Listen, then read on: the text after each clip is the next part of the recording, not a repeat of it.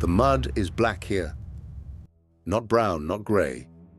Black like the earth itself has been rotting for centuries, and into this mud 5,000 Roman soldiers press their boots, one after another, in a line that stretches back further than the eye can see. They don't know it yet. Not a single one of them is ever coming home. The year is 120 AD. The 9th Legion, Legio IX Hispana, is the most battle-hardened unit the Roman Empire has ever aimed at Britain. These are not fresh recruits. These are the men who crushed Boudicca's rebellion, the men who burned villages from Londinium to the northern frontier, and never once broke formation. Rome doesn't send them to Scotland because the mission is easy. Rome sends them because everything else has failed. North of Hadrian's Wall, the world changes. The roads vanish. The forts end. The intelligence reports go quiet. And that silence is the most dangerous thing on earth. The Caledonians don't fight like any enemy Rome has ever faced. They don't line up across an open field and wait. They melt into the tree line. They strike at night. They take the wounded and leave the dead arranged in patterns that no Roman scout can explain. And every mile the 9th pushes further, the fog gets thicker. Then one day, Rome stops hearing from them. No messenger, no report, no distress signal, carried south by a bleeding rider on a dying horse. Just nothing. 5,000 men. Their armor, their weapons, their eagle, the sacred golden standard that a legion would die to protect. All of it gone. The 9th Legion walks into northern Scotland, and the earth closes behind them like water swallowing a stone. Rome never sends a search party. Rome never speaks of it again. And for 1900 years, no one has found a single body. What happened to the 9th Legion isn't just a mystery. It's a wound in the historical record. Deliberate, surgical, and someone, at some point, made sure it would never heal. For 19 centuries, the silence has done what silence always does. It has invited every nightmare the human mind can build, and 3 of those nightmares have evidence behind them. Theory 1. The ambush. The Caledonians let them come, mile after mile, deeper into the highlands, past the point where reinforcements could arrive in time, and then, in a place the Romans had no name for, the hills themselves came alive. The Caledonians knew this terrain the way a wolf knows its own jaw.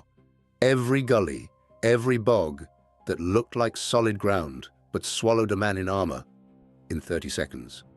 They didn't need to match Rome's discipline. They just needed to choose the right ground. And in a narrow highland pass with no room to form ranks, 5,000 soldiers become 5,000 individual men, and individual men die fast. But here is the problem with the ambush theory. Rome lost battles before.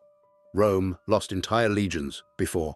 At Teutoburg Forest, 3 legions were wiped out in Germanic mud, and the empire spent decades trying to recover the eagles. They sent rescue missions, they built monuments, they wrote it into every history book they had. Defeat was acceptable. What Rome did with the 9th was something else entirely, and they erased it. And Rome does not erase its failures unless the truth is worse than the loss. Theory 2. The plague. Some historians believe the 9th never saw a single Caledonian blade. Instead, something older and quieter found them first. In the wet, freezing camps of northern Scotland, disease moved through a legion faster than any cavalry charge.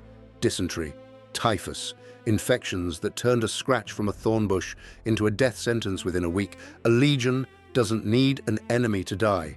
It just needs bad water and enough time. The records from Roman forts in Britain mention supply requests that suddenly stop, grain shipments ordered but never received, medical supplies sent north that no one signs for. The paperwork tells the story of a machine that is running and then isn't. No explosion, no alarm.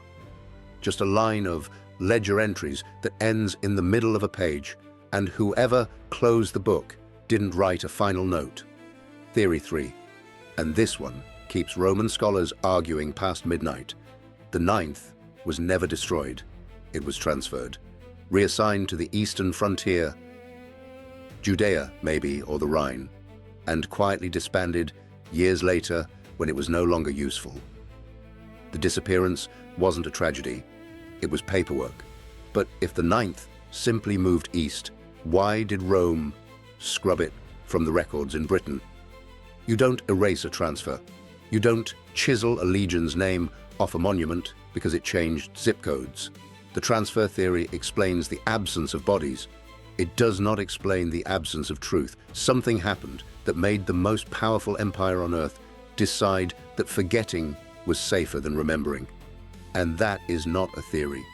That is a confession written in silence. But silence has a weakness. It cannot stop a shovel.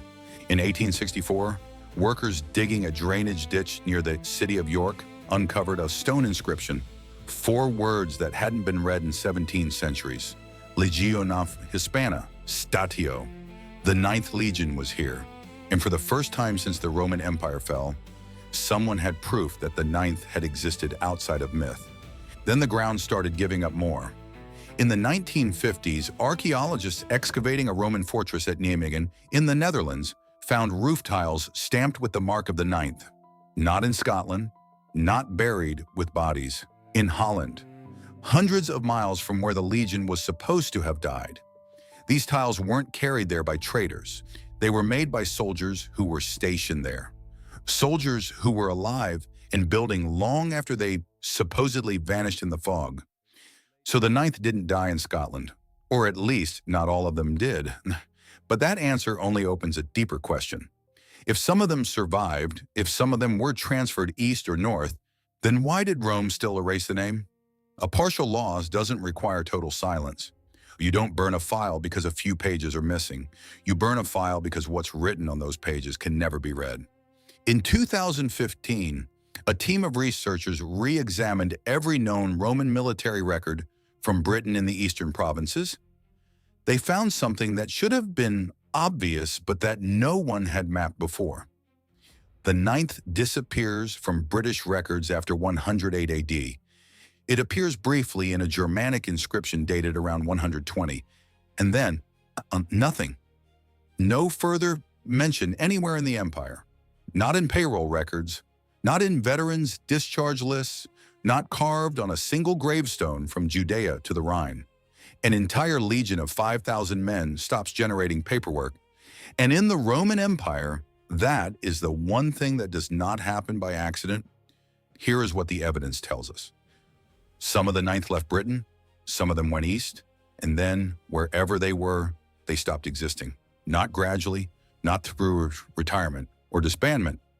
They stopped the way a candle stops when someone puts their hand over the flame. Fast, quiet, and with no smoke. The Romans wrote down everything: taxes, grain shipments, soldier birthdays, court-martial verdicts for stealing bread. They recorded the boring machinery of empire with obsessive precision. And yet, for the 9th Legion, there is a hole in that record that is shaped exactly like a secret. 1900 years later, the mud of Scotland is still black. The fog still rolls through those highland passes every autumn. And somewhere beneath the heather and the peat, there may be 5,000 answers to a question that the most powerful civilization in history decided you should never be allowed to ask. The 9th marched north. The earth swallowed them. And Rome, the empire that carved its victories into stone that lasted millennia, chose to say nothing. Some silences are louder than any war drum, and this one has been echoing for 2,000 years.